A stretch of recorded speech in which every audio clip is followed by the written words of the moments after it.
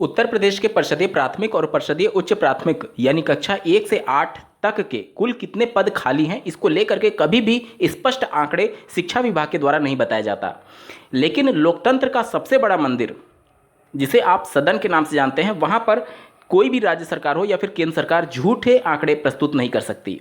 इसको लेकर के उत्तर प्रदेश से परिषदीय प्राथमिक और उच्च प्राथमिक विद्यालयों में कितने पद रिक्त हैं, इसका एक आंकड़ा आया है जिसे जानकर आप भी चौंक जाएंगे। नमस्कार दोस्तों, मेरा नाम है नीरज और आप देख रहे हैं कैरियर बिट यूट्यूब चैनल। अगर आप इस चैनल पर पहली बार विजिट कर रहे हैं तो इसको सब्सक्राइब करते हुए बेल आइकन को प्रेस करना ना भूलें।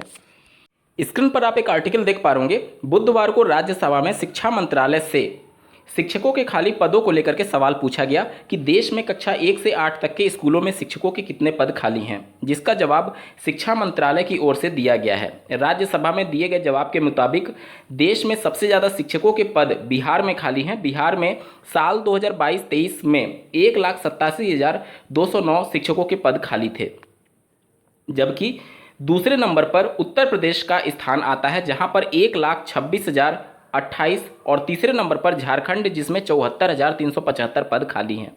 तो उत्तर प्रदेश की स्पेशली अगर हम लोग बात करें तो कक्षा 1 से लेकर के 8 तक आरटी मानक के अनुसार 1,26,028 पद खाली हैं।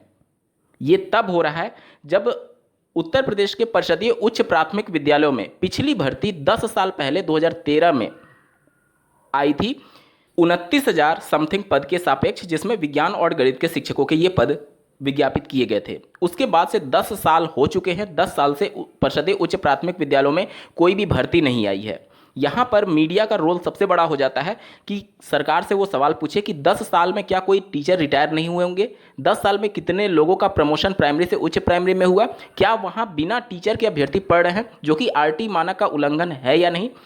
मीडिया इस समय जनता के मुद्दों को छोड़ करके बाकी फालतू के मुद्दे को पूरी तरीके से हाईलाइट कर रही है। अपनी पूरी निष्ठा और पूरा जो उनका तंत्र है वो समाज के मुद्दे को हटा करके पूरी तरीके से राज्य सरकारों के मुद्दे के लिए काम कर रही है।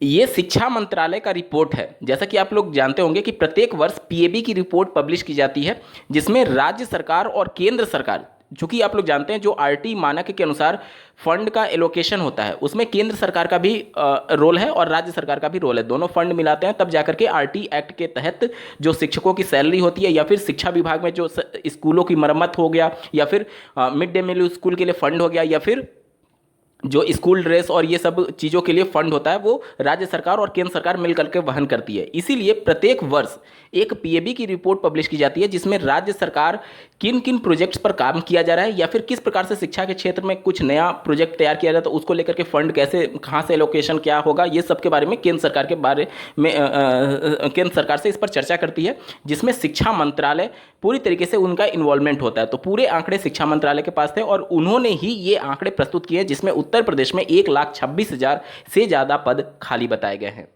भगवान अभी भी मीडिया को कम से कम सद्बुद्धि दे कि जनता के मुद्दे को, बेरोजगारी जो इस समय पूरे देश भर में चरम पर है, लगातार बेरोजगारी को लेकर के, महंगाई को लेकर के जो मुद्दे उठने चाहिए उसको छोड़ करके फालतू के मुद्दे में जो अपना समय व्यतीत कर रही है मीडिया, निश्चित तौर पर सद्बुद्धि भगवान इनको दे और अभ्यर्थियों के हितों के लिए एटलीस्ट बेरोजगारी पर तो सवाल जरूर उठाना चाहिए।